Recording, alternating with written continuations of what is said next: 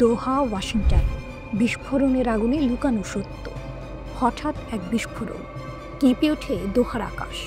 মানুষ দিশেহারা, বাইরে বেরোবে কি বেরোবে না এই দ্বিধার মাঝেই সামনে এলেন কাতারের পররাষ্ট্র মন্ত্রণালয়ের মুখপাত্র মাজেদ আল আনসারি। কণ্ঠ ছিল দৃঢ়, বার্তা ছিল আরও দৃঢ়। যা বলা হচ্ছে, আমরা নাকি আগে ভাগে যুক্তরাষ্ট্র থেকে সতর্কবার্তা পেয়েছিলাম, এটা সম্পূর্ণ মিথ্যা। কল আমরা পেয়েছি বিস্ফোরণের মুহূর্তে, আক্রমণের আগে নয়। এক কথাতেই দুলে উঠল কূটনৈতিক অঙ্গন। দোহা ওয়াশিংটনের মধ্যে তৈরি হলো বিভ্রান্তির ঝড়। কাতার বলছে তাদের জানানো হয়নি, অথচ মার্কিন সূত্র দাবি করছে বিষয়টি একেবারেই উল্টো। প্রশ্নটা বড় হয়ে উঠল, কে আসলে সত্য গোপন করছে? ত্রিমুখী নাটক। এই ঘটনার পরই আঁকা হলো এক নতুন ত্রিভুজ, দোহা, ওয়াশিংটন আর জেরুজালেম। কাতার নির্দোষ দাবি করছে, যুক্তরাষ্ট্রে বাড়ছে সন্দেহ, আর ট্রাম্পপন্থী রিপাবলিকানরা প্রকাশ্যে দাঁড়াচ্ছে ইসরায়েলের পাশে। সিনেটর লিন্ডসে গ্রাহাম, যিনি ট্রাম্পের ঘনিষ্ঠ সহযোগী, স্পষ্ট করে দিলেন তিনি সরাসরি ইসরায়েলি নেতৃত্বের সঙ্গে যোগাযোগে আছেন। এক্সে লিখলেন, এই ঘটনায় নয়, গোটা মধ্যপ্রাচ্যের ভবিষ্যৎ নিয়ে আলোচনা করেছি। কথা হয়েছে ইসরায়েলের কৌশলগত মন্ত্রীর সঙ্গে, এমনকি নেতানিয়াহুর সঙ্গেও। আরও বললেন, ইসরায়েলের জন্য ট্রাম্পের সমর্থন ছিল ঐতিহাসিক, তুলনাহীন, প্রশংসনীয়। এই বার্তাই প্রমাণ করল ওয়াশিংটনে এখনও ট্রাম্প ইস্যুই ইসরায়েল প্রশ্নে সর্বশক্তিমান ছায়া। সাবেক কর্মকর্তার বিস্ফোরক প্রশ্ন। কিন্তু এ পর্যন্তই নয়। অ্যাডাম ক্লেমেন্স, সাবেক মার্কিন কর্মকর্তা, আল জাজিরাকে দেয়া সাক্ষাৎকারে ওয়াশিংটনের ভূমিকায় সরাসরি প্রশ্ন তুললেন। তিনি বললেন, যদি সত্যিই যুক্তরাষ্ট্র আগে থেকে জানত, তাহলে সেখানকার কূটনীতিক বা সেনাদের নিরাপদে সরানোর ব্যবস্থা হতো, কিন্তু কিছুই করা হয়নি। তারপর ছুঁড়ে দিলেন আরও বড় প্রশ্ন, আসলে কে কাকে চালাচ্ছে? যুক্তরাষ্ট্র ইসরায়েলকে, নাকি উল্টো ইসরায়েলই যুক্তরাষ্ট্রকে? এই কথাতেই যেন কূটনৈতিক নাটকের মোড় ঘুরল। জাতিসংঘে কাতারের হুঙ্কার। ঘটনার কয়েক ঘন্টার মধ্যেই জাতিসংঘে দাঁড়ালেন কাতারের স্থায়ী প্রতিনিধি শেখা আলী আহমেদ বিন সাইফ আল থানি। তিনি ঘোষণা দিলেন, এটা আমাদের জাতীয় নিরাপত্তার উপর সরাসরি আঘাত, আমরা এই অপমান মেনে নেব না। একই সঙ্গে নিরাপত্তা পরিষদে লিখিত চিঠি জমা দিয়ে জানালেন, তদন্ত শুরু হয়েছে সর্বোচ্চ পর্যায়ে, পরিষদকে নিয়মিত অবহিত করা হবে। সন্দেহের নতুন ছায়া, তবে সবার চোখে ছবি এক নয়। একদল বিশ্লেষক বলছেন, কাতার হয়তো নিজেই এই খেলায় মূল চরিত্র। যুক্তরাষ্ট্র আর ইসরায়েলের সঙ্গে যোগসাজশ করেই হয়তো সাজানো হয়েছে পুরো নাটক। তাদের দাবি, কাতার আগে থেকেই জানত, হয়তো কাতার থেকেই তথ্য গিয়েছিল ইসরায়েলের হাতে, আর সেই সূত্র ধরে তৈরি হয়েছে এই হামলা। যদি তাই হয়, তবে বড় নেতাদের দোহা থেকে বিতাড়িত করার মতো পদক্ষেপও শুরু হতে পারে শিগগির। শেষ প্রশ্ন, তাহলে আসল রহস্যটা কি? বিস্ফোরণের বার্তা, এটা কি আসলেই একক সিদ্ধান্ত, নাকি এর পেছনে লুকিয়ে আছে আরও বড়, আরও গভীর ভূ রাজনৈতিক খেলা? দোহা, ওয়াশিংটন আর জেরুজালেম, 3 শহর, কিন্তু সুতোগুলো টেনে ধরছে আসলে কে? এটাই সবচেয়ে বড় প্রশ্ন।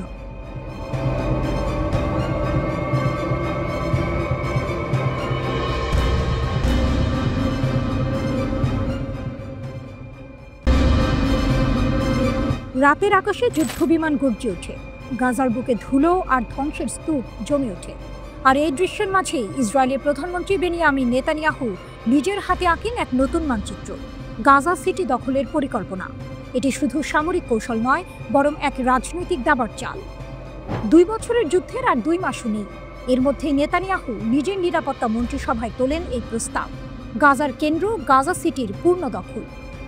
সামরিক প্রধানরা মাথা নাড়লেন, সতর্ক করলেন, এতে বাড়বে মানবিক বিপর্যয়, ঝুঁকবে অন্তত 50 জন ইসরায়েলি জিম্মির জীবন। কিন্তু তাদের আপত্তি কাগজে রইল, সিদ্ধান্তে নয়। সমর্থনহীন যুদ্ধ প্রস্তুতি। বিশ্ব ইসরায়েলের প্রতি সমর্থন এখন তলানিতে। নিজ দেশেও জনমত বদলে গেছে। জরিপে দেখা যাচ্ছে, অধিকাংশ মানুষ যুদ্ধ থামাতে চায়, জিম্মিদের ফেরত চায়। কিন্তু নেতানিয়াহু হাঁটছেন উল্টো পথে, কারণ এই অভিযানের মাধ্যমে তিনি সময় কিনতে পারবেন, নিজ রাজনৈতিক অস্তিত্ব রক্ষার সময়। তার জোটের 2 উগ্র ডানপন্থী মিত্র ইতামার বেন গভির এবং বেজালেল স্মোট্রিচ যুদ্ধ বন্ধ হলে সরকার ভেঙে দেওয়ার হুমকি দিচ্ছে বারবার। তাদের স্বপ্ন আরও ভয়ঙ্কর, পুরো গাজা দখল, ইহুদি বসতি স্থাপন এবং শেষ পর্যন্ত অঞ্চলটিকে ইসরায়েলের সঙ্গে যুক্ত করে নেওয়া। তুলনায় নেতানিয়াহুর নতুন পরিকল্পনা তাদের চোখে অর্ধেক পথ। দ্বিমুখী চাপের খেলা। ফক্স নিউজে দেওয়া সাক্ষাৎকারে নেতানিয়াহু বলেছিলেন তিনি পুরো গাজার নিয়ন্ত্রণ চান, কিন্তু বাস্তবে প্রথম ধাপ হিসেবে ঠিক করেছেন কেবল গাজা সিটি দখল করা। কাছের শরণার্থী শিবিরগুলো এখনই হাতে নেবেন না, কারণ সেখানে অন্তত 20 জন ইসরায়েলি জিম্মি রয়েছেন। অভিযান শুরুর আগে রেখেছেন 2 মাসের সময়সীমা, যাতে কূটনৈতিকভাবে যুদ্ধবিরতি বা জিম্মি বিনিময়ের সুযোগ থাকে। তবে সেটি আসল উদ্দেশ্য নাকি শুধুই সময়ক্ষেপণ, সেটি নিয়েই প্রশ্ন। সেনা বনাম সরকার। দীর্ঘ 10 ঘন্টার বৈঠকে সেনাবাহিনীর শীর্ষ প্রধান ইয়াল জামির স্পষ্ট বললেন এটি হবে এক বিপজ্জনক ফাঁদ। প্রায় 2 বছরের লড়াইয়ে ক্লান্ত ইসরায়েলি বাহিনী আরও দুর্বল হবে আর ফিলিস্তিনের মানবিক সংকট চরমে পৌঁছাবে। কিন্তু নেতানিয়াহু শোনেননি। আন্তর্জাতিক মঞ্চে একাকিত্ব পরিকল্পনা ঘোষণার পর জার্মানি সামরিক সরঞ্জাম রপ্তানি স্থগিত করেছে, যা ইউরোপীয় ইউনিয়নের অন্য দেশগুলোকেও ইসরায়েলের সঙ্গে সম্পর্ক কমানোর পথে ঠেলে দিচ্ছে।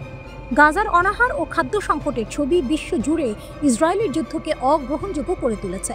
মার্কিন সমর্থন থাকা সত্ত্বেও নেতানিয়াহু এখন এক আন্তর্জাতিক নিঃসঙ্গতার মধ্যে দাঁড়িয়ে। এই পরিকল্পনায় সমর্থন নেই সেনাবাহিনীর, নেই দেশের সাধারণ মানুষের, নেই বিদেশি মিত্রদেরও। তবু নেতানিয়াহু এগোচ্ছেন, কারণ এটিই তার পুরনো পদ্ধতি: যুদ্ধকে দীর্ঘায়িত করা, জিম্মিদের ও গাজাবাসীর দুর্ভোগ বাড়ানো আর নিজের রাজনৈতিক সময়টুকু বাড়িয়ে নেওয়া। গাজার রাস্তায় ধুলো উঠছে, ধ্বংসস্তূপ, আর দূরে ক্ষমতার প্রাসাদে বসে নেতানিয়াহু নিজের বাকি চালগুলো গুনছেন। প্রশ্নটা এখনো ঝুলছে, এ চালে কাদের জয় হবে আর কাদের সব হারাতে হবে?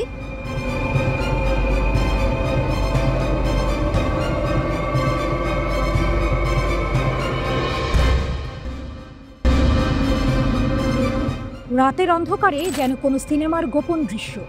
দরজা বন্ধ, জানালায় মোটা পর্দা, চারপাশে অস্ত্রধারী পাহারা। ভেতরে কি বসে আছেন ইরানের শীর্ষ পরমাণু বিজ্ঞানীরা, যাদের নাম ইসরায়েলের হিট লিস্টে? টেলিগ্রাফের প্রতিবেদন বলছে কমপক্ষে 15 জন শীর্ষ বিজ্ঞানীকে হঠাৎ করে আত্মগোপনে পাঠিয়েছে তেহরান। বিশ্ববিদ্যালয়ের ক্লাসরুমে যারা ছিলেন তাদের বদলে দেয়া হয়েছে এমন শিক্ষকদের যাদের পরমাণু কর্মসূচির সঙ্গে কোনো সম্পর্কই নেই। কারণটা ভয়াবহ। 2010 সাল থেকে মোসাদের হাতে একে একে প্রাণ দিয়েছেন ইরানের পরমাণু প্রকল্পের মস্তিষ্করা। কেবল জুন মাসেই 12 দিনের ব্যবধানে হত্যা করা হয় অন্তত 30 জন বিজ্ঞানীকে। খবর এলেই তেহরান জেগে ওঠে। শুরু হয় শিকারী শিকারের খেলা। ইরানের গোয়েন্দারা দেশ জুড়ে খুঁজতে থাকে ইসরায়েলি গুপ্তচরদের। সন্দেহভাজন কয়েকশো মানুষ ইতিমধ্যেই ধরা পড়েছে। এর মধ্যেই ঘটে আরেক নাটকীয় মোড়। রুজবে ভাদি নামের এক পরমাণু বিজ্ঞানী ধরা পড়লেন ইসরায়েলের হয়ে গুপ্তচর বৃত্তির অভিযোগে। আদালতে দোষী সাব্যস্ত হওয়ার পর ফাঁসিতে ঝুলে শেষ হলো তার গল্প। এই মৃত্যুই যেন বার্তা, বিশ্বাসঘাতকতার দাম শুধু পদ হারানো নয়, জীবন হারানো। তেহরান এবার আর কোনো ঝুঁকি নিতে চায় না। তালিকাভুক্ত প্রায় 100 বিজ্ঞানীর মধ্যে যাদের প্রাণ সবচেয়ে ঝুঁকিতে, তাদের জন্য বিশেষ পরিকল্পনা করা হয়েছে। কেউ গোপন শহরে, কেউ পাহাড় ঘেরা সুরক্ষিত বাড়িতে, কেউ বা উত্তর উপকূলে। সবখানেই 24 ঘন্টা পাহারা। দেহরক্ষীদের নিয়েও এসেছে বড় পরিবর্তন। যাদের উপর সামান্য সন্দেহ, তাদের সরিয়ে আনা হয়েছে বিশ্বস্ত নতুন মুখ। নতুন করে ইসরায়েলি হামলার আশঙ্কা রয়েছে। ইরানের একজন জ্যেষ্ঠ কর্মকর্তার বরাত দিয়ে এটি জানায় দ্য টেলিগ্রাফ। কর্মকর্তারা বলেন, বিজ্ঞানীদের তাদের পরিবারের সদস্যদের সাথে তেহরানে এবং দেশের উত্তর উপকূলে নিরাপদ জায়গায় স্থানান্তরিত করা হয়েছে। ইরান জানে এটি শুধু প্রাণ বাঁচানোর লড়াই নয়, এটি রাষ্ট্রের অস্তিত্ব রক্ষার যুদ্ধ। তাদের পরমাণু কর্মসূচি কেবল প্রযুক্তি নয়, এটা শক্তি, প্রতিরোধ আর রাজনৈতিক মর্যাদার প্রতীক। আর তাই ইসরায়েলের বার্তা যতই ভয়ঙ্কর হোক, যে ইরানের পরমাণু কর্মসূচিতে কাজ করবে সে স্বয়ংক্রিয়ভাবে আমাদের লক্ষ্য। তেহরান পিছু হচ্ছে না, বরং এই খেলায় ইরান আরও ধূর্ত হচ্ছে। বিজ্ঞানীদের একদল গোপনে কাজ চালিয়ে যাচ্ছে অজানা স্থানে। যাদের সামনে পাঠানো হয়েছে তারা ছায়া মাত্র, ভুল টার্গেটে ইসরায়েলকে ব্যস্ত রাখতে। যেন দাবার বোর্ডে রাজার নিরাপত্তায় বারবার গুটি বদলানো হচ্ছে। টুইস্টটা এখানে, ইসরায়েল হয়তো ভেবেছিল ভয় দেখিয়ে বা গুপ্ত হত্যা চালিয়ে ইরানের পরমাণু স্বপ্ন থামানো যাবে, কিন্তু তেহরান সেই চাপকে পরিণত করেছে এক ধরনের গোপন অস্ত্রে, অদৃশ্য বিজ্ঞানী, ছায়াময় ল্যাব আর এক অটল বার্তা: আমরা আছি, কাজ থামবে না। এই গোপন শহরগুলোতে হয়তো এখনো রাত জেগে চলছে হিসাব, পরীক্ষা আর পরিকল্পনা। বাইরে অন্ধকার, ভেতরে আলো, আর সেই আলোয় গড়ে উঠছে এমন কিছু যা হয়তো একদিন ইসরায়েলের কৌশলকে উল্টে দেবে, চুপি সারে, বিনা শব্দে, ঠিক যেমন করে ইরান তার সবচেয়ে মূল্যবান মস্তিষ্কগুলোকে আড়ালে রেখেছে।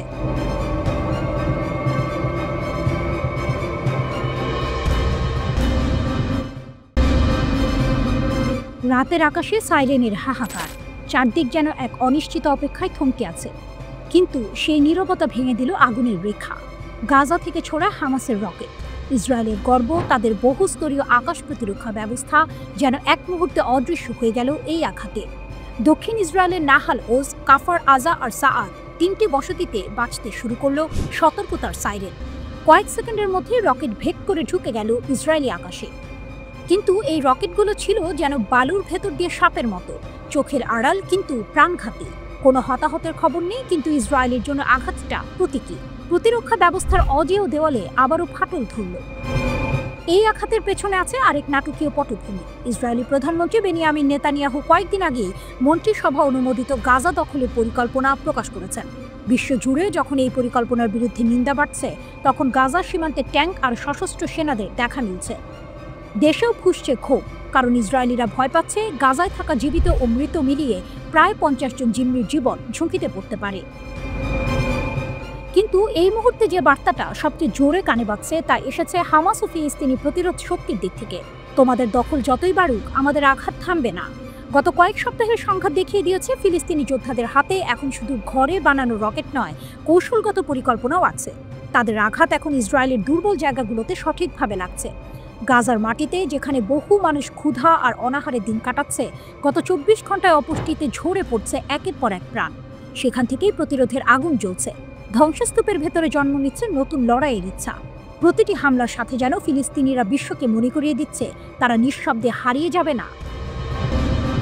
টুইস্টটা এখানে, ইসরায়েল যখন ভাবছিল দখল অভিযান তাদের শক্তির প্রদর্শনী হবে, তখনই হামাস তাদের আকাশ প্রতিরক্ষা ভেদ করে দেখিয়ে দিল গাজার প্রতিরোধ শুধু বেঁচে নেই, বরং আগের চেয়ে বেশি সাহসী। এই আঘাত সামরিকভাবে হয়তো বড় ক্ষতি করেনি, কিন্তু মনস্তাত্ত্বিকভাবে ইসরায়েলের নিরাপত্তা বর্মে এক গভীর দাগ কেটে গেছে। দক্ষিণ ইসরায়েলের আকাশে ছড়িয়ে থাকা সেই আগুনের রেখাগুলো এখন প্রতীক হয়ে দাঁড়িয়েছে। এটি শুধু রকেটের ধোঁয়া নয়, বরং দখলদারির বিরুদ্ধে অদম্য এক জাতির শ্বাসরুদ্ধ প্রতিরোধ। গাজার গলিপথে হয়তো আলো কম, খাবার কম, জীবনযাত্রা দুর্বিষহ, কিন্তু সেখানকার মানুষের সংকল্পের আলো নিভে যায়নি। যুদ্ধের এই অধ্যায়ে হামাস যেন বিশ্বের সামনে বলে দিল, আমরা শুধু বেঁচে নেই, আমরা প্রতিরোধ করছি। আর প্রতিবার তোমরা এগোলে আমরা আঘাত করব। সেই আঘাত তোমাদের কল্পনার চেয়েও গভীর হবে।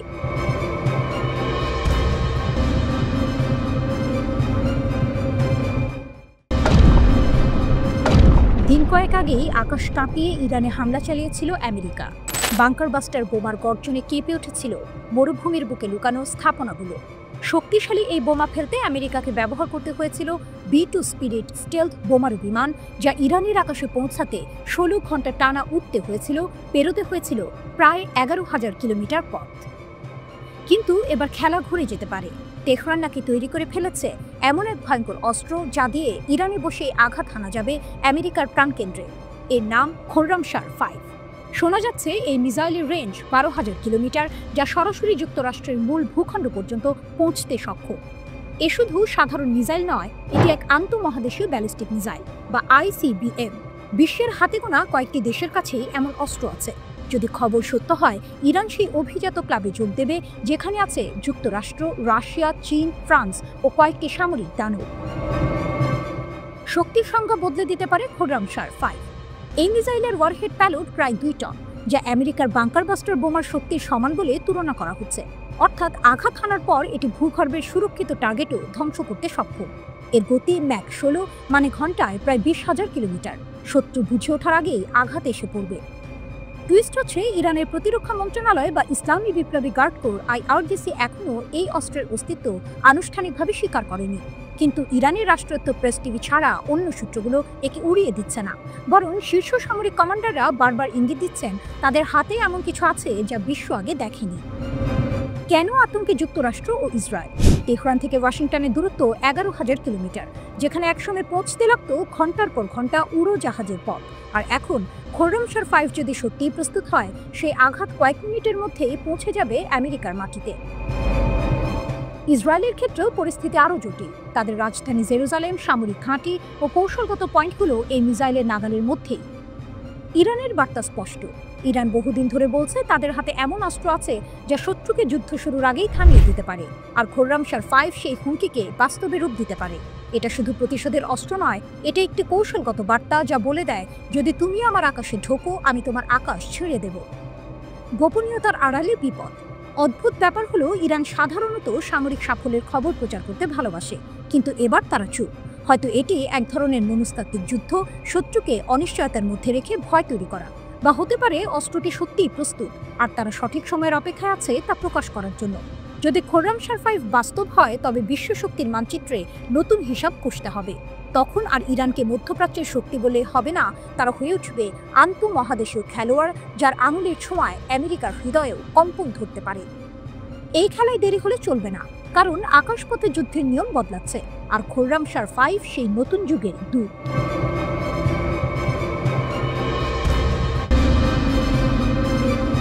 যুদ্ধ থেমেছে, কিন্তু যুদ্ধ জমেছে অদৃশ্য জগতে।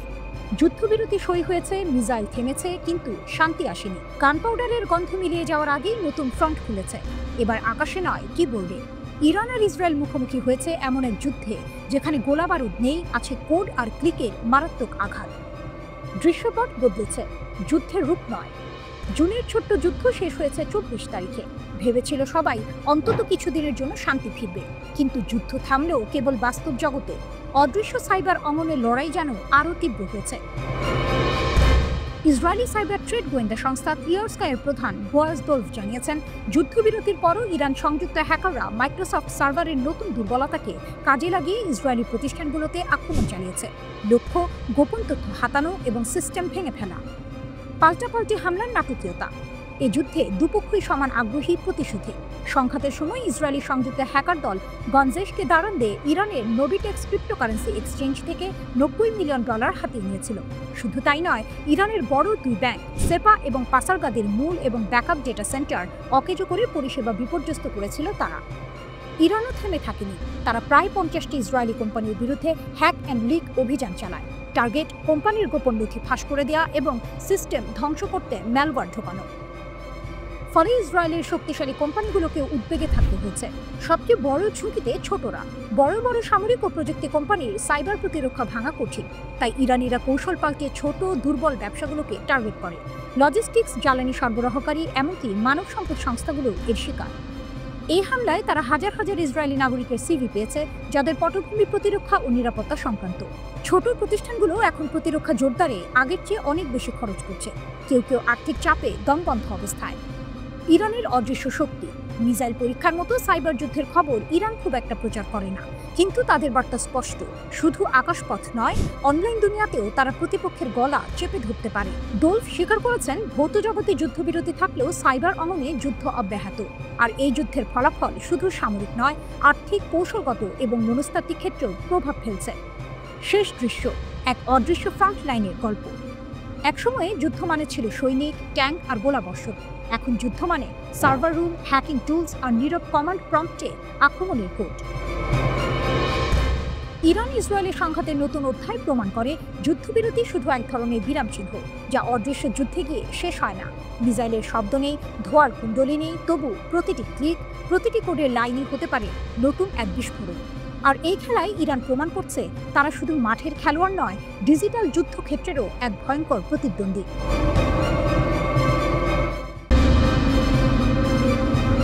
ঘর অন্ধকার, দরজা বন্ধ, তবু ভেতরে আলো। মঙ্গলবার বিকেলে তেহরানে এমন এক বৈঠক হলো, যার ঢেউ আঞ্চলিক রাজনীতি পেরিয়ে ছড়িয়ে পড়বে মহাকাশ পেরিয়ে আফ্রিকার অন্তরে। মুখোমুখি বসলেন ইরানের সেনাপ্রধান major general Syed Abdur Rahim Musavi ও দক্ষিণ আফ্রিকার জাতীয় প্রতিরক্ষা বাহিনীর কমান্ডার জেনারেল রুদজানি মাফওয়ানা। তাদের চোখে একটাই লক্ষ্য, পারস্পরিক জাতীয় স্বার্থ রক্ষা, আর সেই জন্য সামরিক সহযোগিতা আরও গভীর করা। সরকারি বিবৃতিতে এই সফরকে বলা হলো তেহরান প্রিটোরিয়া সম্পর্কের ইতিহাসে এক গুরুত্বপূর্ণ মোড়। বৈঠকে মুসাভি স্পষ্ট জানালেন, দুই দেশের রাজনৈতিক মিল কেবল কাগজে রাখার বিষয় নয়, এটি কাজে লাগিয়ে আঞ্চলিক ও আন্তর্জাতিক পর্যায়ে গভীর সহযোগিতা গড়ে তুলতে হবে। তার কণ্ঠে গর্ব মিশ্রিত দৃঢ়তা। Islamic revolutionary guard corps IRGC বিশ্বের সবচেয়ে বড় সন্ত্রাস বিরোধী বাহিনী। তাদের অর্জিত অভিজ্ঞতা দক্ষিণ আফ্রিকার সঙ্গে ভাগ করে নিতে আমরা প্রস্তুত।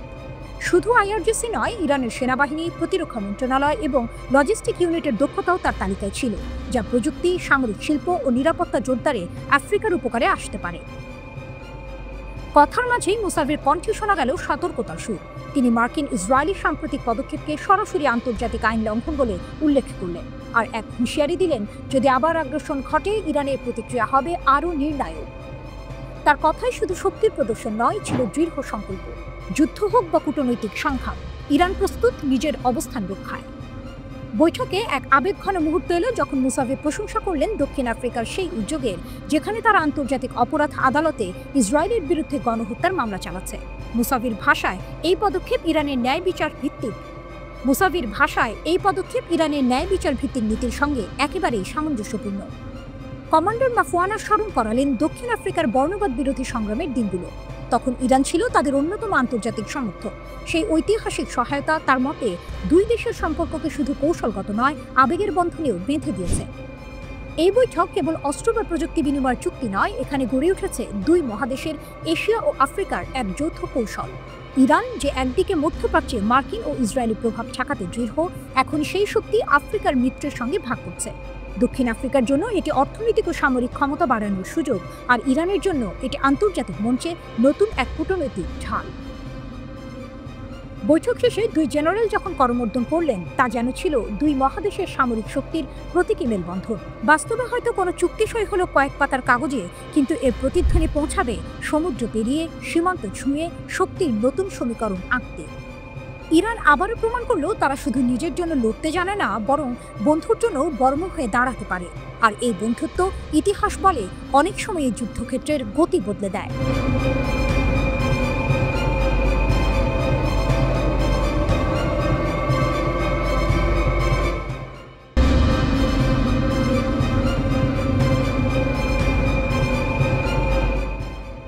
ইরানের বার্তা বিশ্বকে, চাপের কাছে নয়, শক্তির পথে অটল।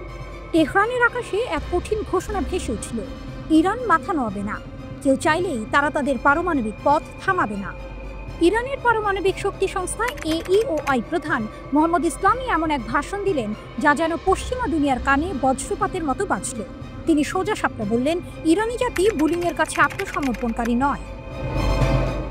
দ্বিমুখী নীতির বিরুদ্ধে ইরানের অটল অবস্থান। ইসলামী অভিযোগ তুললেন, পশ্চিমা শক্তি ও তাদের মিত্ররা একদিকে শান্তিপূর্ণ পারমাণবিক প্রযুক্তির কথা বলে, অন্যদিকে ইরানকে আধুনিক প্রযুক্তি থেকে দূরে রাখতে কোটি কোটি ডলার ঢালছে। তাদের এই দ্বিমুখী নীতি শুধু ইরানকে থামানোর জন্য নয়, বরং পুরো মুসলিম দুনিয়ার অগ্রযাত্রা রুদ্ধ করার জন্য। তিনি সরাসরি বললেন, ইরানের পারমাণবিক কর্মকাণ্ডকে কলঙ্কিত করার জন্য যে ষড়যন্ত্র চলছে তা তাদের আধিপত্যবাদী চরিত্রের প্রমাণ। আর সেই চরিত্র স্পষ্টভাবে দেখা যায় ফিলিস্তিনিদের বিরুদ্ধে তাদের অপরাধের মধ্যেও। ইসরায়েল মার্কিন হামলার স্মৃতি। জুন মাসের ঘটনা তুলে ধরে ইসলামি জানান, ইসরায়েলি সরকার ও মার্কিন যুক্তরাষ্ট্র ইরানের পারমাণবিক স্থাপনায় ভয়াবহ হামলা চালিয়েছিল। এতে ধ্বংস হয়েছে স্থাপনা, নিহত হয়েছেন দেশের মেধাবী পারমাণবিক বিজ্ঞানীরা। এমন হামলা হয়েছিল মাত্র 12 দিনের মধ্যে, ঠিক তখনই যখন আন্তর্জাতিক পারমাণবিক শক্তি সংস্থা IAEA ইরান বিরোধী ভিত্তিহীন প্রস্তাব পাশ করেছিল। ইসলামের কণ্ঠে ক্ষোভ, যদি তাদের দাবি সত্য হয় তাহলে প্রমাণ দেখাতো, কিন্তু কোনো তদন্তই এসব অভিযোগ প্রমাণ করতে পারেনি। তার মতে এসব প্রস্তাব আসলে ইরানের অগ্রগতিকে থামানোর আড়াল মাত্র, দ্বৈত মানদণ্ডের কটাক্ষ। ইসলামী মনে করিয়ে দেন, ইসরায়েল পারমাণবিক অস্ত্র বিস্তার রোধ চুক্তি NPT বা IAEA এর সুরক্ষা চুক্তির সদস্যই নয়, অথচ পশ্চিমা শক্তি কখনো তাদের পারমাণবিক অস্ত্র কর্মসূচি নিয়ে প্রশ্ন তোলে না, বরং ইরানের বৈজ্ঞানিক উন্নতি তাদের জন্য আতঙ্ক। তিনি জাতিসংঘের পারমাণবিক পর্যবেক্ষণ সংস্থাকে আহ্বান জানান, ইরানি বিজ্ঞানীদের হত্যার নিন্দা জানাতে হবে, নইলে বিশ্ব বুঝে যাবে ন্যায় বিচারের নামে খেলাটা আসলে পক্ষপাতের। ইচ্ছা শক্তির যুদ্ধ, হুমকি শেষ না হওয়া পর্যন্ত প্রস্তুতি। এই অনুষ্ঠানে AEOI এর মুখপাত্র বেহরুজ কামাল বান্দি সতর্ক করলেন, আমরা কঠিন 12 দিন পেরিয়েছি, যতক্ষণ পারমাণবিক কর্মসূচি হুমকির মুখে থাকবে আমাদের সতর্ক থাকতে হবে। এ কেবল প্রযুক্তির লড়াই ছিল না, ছিল ইচ্ছা শক্তির যুদ্ধ। ইরান বুঝে গেছে, যেদিন তারা সতর্কতা হারাবে সেই দিন শত্রুরা আবার আঘাত হানবে। ইরান জানিয়ে দিল, যে হুমকি শুরু হয়েছে তা শেষ না হওয়া পর্যন্ত তাদের প্রস্তুতি থামবে না। পশ্চিমা দুনিয়া যতই চাপ দিক, ইরান তাদের বৈজ্ঞানিক যাত্রা থামাবে না। এ লড়াই শুধু ইউরেনিয়ামের নয়, এ লড়াই জাতীয় মর্যাদার, স্বাধীনতার আর সেই অবিচল সংকল্পের যা ইতিহাসে ইরানকে অপরাজেয় করে তুলেছে। শত্রুরা হয়তো ভাবছে চাপ দিয়ে ইরানকে ভাঙা যাবে।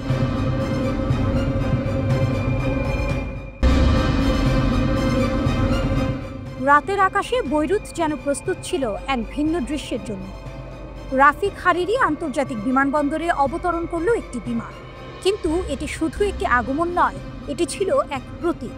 ইরানের সুপ্রিম ন্যাশনাল সিকিউরিটি কাউন্সিলের সচিব আলী লারিজানি পা রাখলেন লেবাননের মাটিতে। উচ্ছ্বাসে ভরা জনতা হাতে ব্যানার তুলে দিল স্বাগত, যেন ঘোষণা করছে দূর থেকেও আছে এমন এক শক্তি যে কোনো সময় পাশে দাঁড়াবে। বিমানবন্দরে তাকে অভ্যর্থনা জানাতে হাজির লেবাননের পররাষ্ট্রমন্ত্রী রদ্রিগে খুরি, ইরানের রাষ্ট্রদূত মোস্তফা আমানি, সংসদ স্পিকার নাবিহ বেরি, রাষ্ট্রপতি এবং হিজবুল্লাহ সমর্থক দলগুলোর প্রতিনিধিরা। উপস্থিতির এই সারি শুধু কূটনীতি নয়, এ যেন দুই দেশের বন্ধনের গভীর সাক্ষ্য। লারিজানির কণ্ঠে দৃঢ়তা। ইরান আর লেবানন শুধু দুই রাষ্ট্র নয়, দুই সভ্যতার উত্তরাধিকার। শতাব্দীর পর শতাব্দী ধরে যে সম্পর্কের বীজ বোনা হয়েছে তা আজ আবেগের বাঁধনে জড়ানো। লেবাননের মানুষ কষ্ট পেলে ইরানের মানুষও সেই ব্যথা অনুভব করে। আমরা যে কোনো পরিস্থিতিতে লেবাননের পাশে থাকব, তাদের স্বার্থ রক্ষায় সাহায্য করব। এই সফর কেবল সৌজন্য নয়। ইরানের রাষ্ট্রদূত আগেই বলেছিলেন, এই সফর এমন সময় হচ্ছে যখন লেবানন ইতিহাসের এক গুরুত্বপূর্ণ সন্ধিক্ষণে। কারণ স্পষ্ট, মার্কিন যুক্তরাষ্ট্র ও ইসরায়েলের চাপ বাড়ছে। হিজবুল্লাহ প্রতিরোধ আন্দোলনকে নিরস্ত্র করার পরিকল্পনা নিয়ে লেবানন সরকার এগোচ্ছে, যদিও দেশের বড় অংশ এর বিরোধী। কিন্তু ইতিহাস সাক্ষী, 2000 আর 2006 সালের ইসরায়েলি আগ্রাসন ঠেকিয়েছিল হিজবুল্লাহ। আর 2023 থেকে তারা গাজায় ফিলিস্তিনিদের সমর্থনে দখলকৃত অঞ্চলে হামলা চালিয়ে আসছে, প্রতিবার ইসরায়েলকে হতবাক করে দিয়ে। লারিজানির সফর ঘিরে সোশ্যাল মিডিয়ায় ছড়িয়ে পড়েছে hashtag Iran is support not superior. সাংবাদিক, মুসলিম সম্প্রদায় সবাই বলছে ইরান তত্ত্বাবধায়ক নয়, বরং সত্যিকারের বন্ধু। পশ্চিমা ও ইসরায়েলি প্রচারণা যেখানে হিজবুল্লাহকে ইরানের উপর নির্ভরশীল দেখাতে চায়, এই অনলাইন তরঙ্গ তা ধ্বংস করে দিচ্ছে। পর্দার আড়ালে কিন্তু উত্তেজনা তীব্র। 2024 সালের 27 নভেম্বর ইসরায়েল হিজবুল্লাহ যুদ্ধবিরতি হয়েছিল, যার শর্ত ছিল ইসরায়েলের লেবানন থেকে সম্পূর্ণ প্রত্যাহার। কিন্তু দক্ষিণ লেবাননের কয়েকটি কৌশলগত স্থানে এখনও ইসরায়েলি সেনা রয়েছে। এটি জাতিসংঘের প্রস্তাব 1701-এর স্পষ্ট লঙ্ঘন।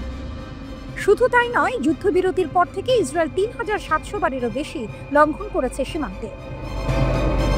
লেবাননের কর্তৃপক্ষ সতর্ক করছে, এটি জাতীয় স্থিতিশীলতার জন্য বিপজ্জনক। এই দৃশ্যপটে লারিজানির সফর যেন এক রাজনৈতিক বারুদে আগুন। ইরান স্পষ্ট করে দিচ্ছে, লেবাননের প্রতিটি ইঞ্চি মাটির প্রতি তাদের শ্রদ্ধা আছে, আর হিজবুল্লাহর প্রতিটি যোদ্ধার পেছনে রয়েছে তেহরানের নীরব কিন্তু দৃঢ় সমর্থন। গল্পটি তাই শুধু কূটনীতির নয়, এটি এক জোটের, যা ইসরায়েল ও তার মিত্রদের চোখে কাঁটা হয়ে দাঁড়িয়েছে। রাতের বৈরুত জানে, যখন চারদিক থেকে চাপ বাড়ে, তখন আকাশ ভেদ করে আসে এমন এক মিত্র যার প্রতিশ্রুতি গুলির শব্দের চেয়েও জোরালো। আমরা যে কোনো পরিস্থিতিতে লেবাননের পাশে থাকব।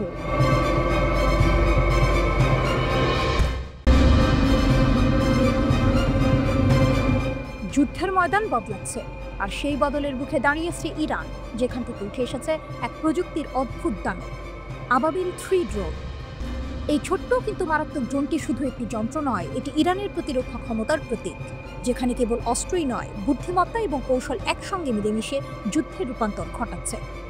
আবাবিল 3 ড্রোন প্রথম তৈরি হয়েছিল আত্মঘাতী ড্রোন হিসেবে, যা 40 কিলোগ্রাম বিস্ফোরক বহন করতে পারত। কিন্তু এরপর এই ড্রোন তার পরিধি বাড়িয়ে নেয়, গুপ্তচর বৃত্তি, নজরদারি এবং এমনকি সশস্ত্র হামলার জন্য রূপান্তরিত হয়। এখন এটি একসঙ্গে গোয়েন্দা এবং আক্রমণাত্মক দুটো কাজ করে, যা ইরানের সামরিক পরিকল্পনায় এক নতুন মাত্রা যোগ করেছে। নকশার দিক থেকে আবাবিল 3 একেবারে আধুনিক। এর দেহ হালকা ওজনের যৌগিক উপাদানে তৈরি, যা ড্রোনটিকে বায়ুগতিবিদ্যার দিক থেকে অত্যন্ত নমনীয় এবং দ্রুত করে তোলে। 3 মিটার লম্বা এবং 4.5 মিটার ডানার দৈর্ঘ্য, যা এটিকে ছোট ছোট যানবাহন, মোবাইল গ্রাউন্ড ইউনিট বা এমনকি জাহাজ থেকেও উৎক্ষেপণযোগ্য করে তোলে। এর পিস্টন ইঞ্জিন 2 ব্লেডযুক্ত প্রপেটর চালায়, যা ড্রোনটিকে ঘন্টায় 150 থেকে 200 কিলোমিটার গতিতে ছুটতে সাহায্য করে। আর সবচেয়ে বিস্ময়কর কথা হলো, 8 ঘন্টা পর্যন্ত বা 250 কিলোমিটার দূরত্ব পর্যন্ত এটি একটানা মিশন চালাতে পারে। একদম মারাত্মক এক প্রতিপক্ষ। ড্রোনটিতে রয়েছে উন্নত অপটিক্যাল সিস্টেম, যার মধ্যে আছে দিনের বেলায় ব্যবহারের ইলেকট্রো অপটিক্যাল ক্যামেরা এবং রাতের জন্য তাপীয় সেন্সর, যার মাধ্যমে দিনরাত নির্বিঘ্নে লক্ষ্যবস্তুর উপর নজরদারি ও গোয়েন্দা তথ্য সংগ্রহ সম্ভব।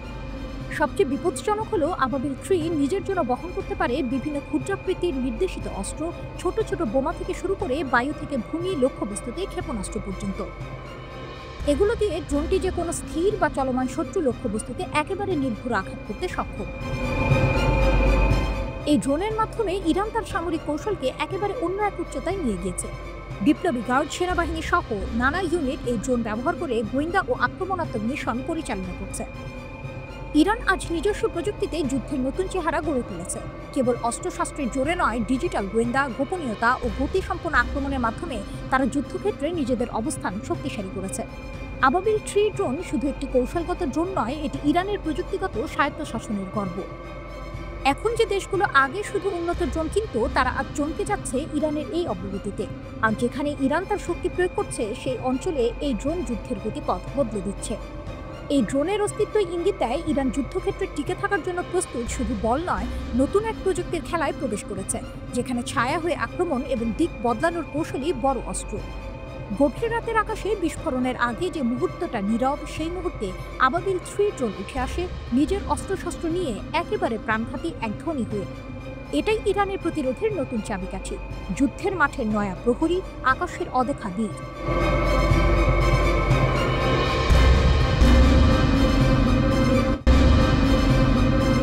বিস্ফোরণের ছাই থেকে উঠছে নতুন সেনাবাহিনী, তুরস্কের হাত ধরে সিরিয়ার পুনর্জন্ম। 13 বছরের রক্তক্ষয়, ধ্বংস আর অশ্রুর পর সিরিয়ার আকাশে যেন আবার ভেসে উঠছে নতুন এক ভোরের আভাস। যে আকাশ একসময় ইসরায়েলি যুদ্ধ বিমানের গর্জনে কেঁপে উঠত, সেখানে আজ প্রতিধ্বনিত হচ্ছে এক ভিন্ন সুর, পুনর্গঠনের, শক্তির আর বেঁচে থাকার প্রতিজ্ঞার। আঙ্কারা ও দামেস্কের টেবিলে সই হলো এমন এক প্রতিরক্ষা চুক্তি, যা শুধু কালি নয়, বহন করছে ভবিষ্যতের রক্তমাংস। তুরস্ক প্রতিশ্রুতি দিল সিরিয়ান সেনাবাহিনীকে দেবে আধুনিক অস্ত্র, উন্নত লজিস্টিক সরঞ্জাম আর প্রয়োজনে পরিচালনার প্রশিক্ষণও। তুরস্কের প্রতিরক্ষামন্ত্রী ইয়াসার গুলার স্পষ্ট জানিয়ে দিলেন, আমরা শুধু সহায়তা নয়, দিচ্ছি নিরাপত্তার ছাড়। কিন্তু এর পেছনে আছে আরও বড় গল্প।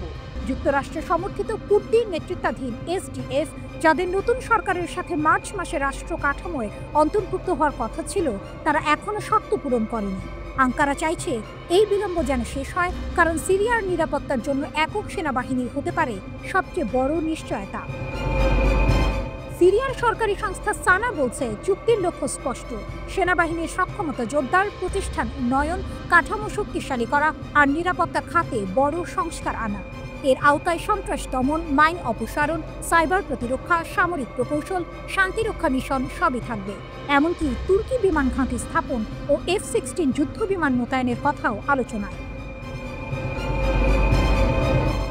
তুরস্কের শক্তি এখানে কেবল সেনাবাহিনীতে নয়, 20,000-এরও বেশি সৈন্য এখনও সিরিয়ায় অবস্থান করছে, আর এই মুহূর্তে সরে যাওয়ার কোনো পরিকল্পনা নেই। যুদ্ধের ধোঁয়া ম্লান হওয়ার আগেই দুই দেশের বাণিজ্য বেড়েছে চোখে পড়ার মতো। 2025 সালের জানুয়ারিতে সিরিয়ায় তুরস্কের রপ্তানি বেড়েছে 38%। নির্মাণ সামগ্রী, যন্ত্রপাতি, ধাতু, যা সিরিয়ার পুনর্গঠনের প্রাণ। জ্বালানি সহযোগিতায় আলেপ্পোতে নতুন গ্যাস পাইপলাইন, বিদ্যুৎ গ্রিড একীকরণ, এমনকি খনি ও ফসফেট খাতে বিনিয়োগও চলছে। কিন্তু কেন এই চুক্তি এত জরুরি? এর উত্তর লুকিয়ে আছে 2024 সালের ডিসেম্বরের এক ভয়াবহ অধ্যায়। মাত্র 48 ঘন্টায় ইসরায়েল চালিয়েছিল 350-এরও বেশি বিমান হামলা, গুঁড়িয়ে দেয় সিরিয়ার সামরিক অবকাঠামোর 70 থেকে 80%। আকাশ ছিঁড়ে নামা বোমা ধ্বংস করেছে যুদ্ধ বিমান, ক্ষেপণাস্ত্র ব্যবস্থা, নৌ ঘাঁটি, অস্ত্র কারখানা, রাডার টাওয়ার। বিস্ফোরণের তীব্রতা এতটাই ছিল যে ইসরায়েলি মিডিয়া নিজেরাই তুলনা করেছিল হিরোশিমার সাথে। দক্ষিণের জলসম্পদ দখল করে নিয়েছিল তারা। বিশেষজ্ঞরা বলছেন, সিরিয়ার সেনাবাহিনী পুনর্নির্মাণে লাগবে কয়েক বছর আর শত শত বিলিয়ন ডলার। তাই তুরস্কের সহায়তা শুধু সামরিক নয়, এটি জীবনদায়ী শিরায় রক্তপ্রবাহের মতো। এই চুক্তি যেন ধ্বংসস্তূপের ভেতর ফুটে ওঠা এক নতুন ফুল। তুরস্কের কাঁধে কাঁধ মিলিয়ে দাঁড়ানো সিরিয়া আজ প্রমাণ করতে চাইছে, আগুনে পুড়েও ফিনিক্সের মতো নতুন ডানা মেলে ওড়া যায়। আর আঙ্কারা এই পুনর্জন্মের আকাশে নিজের শক্তির সিলমোহর রেখে যাচ্ছে।